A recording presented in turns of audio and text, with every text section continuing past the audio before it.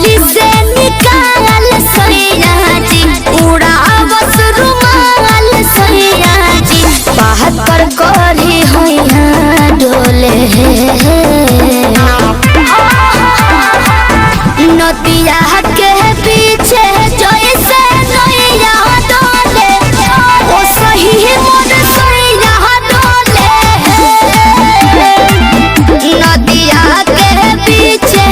जैसे नैया डोले ओ सही मन सैया डोले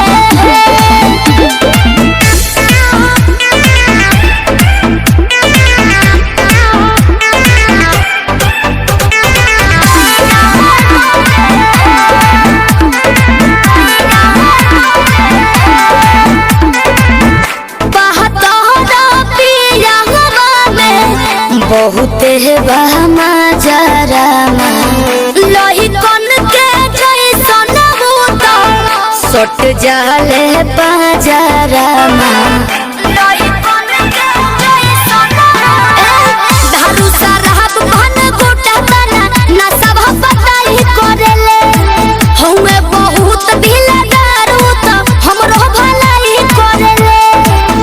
कहलम के पलैया डोले नदिया के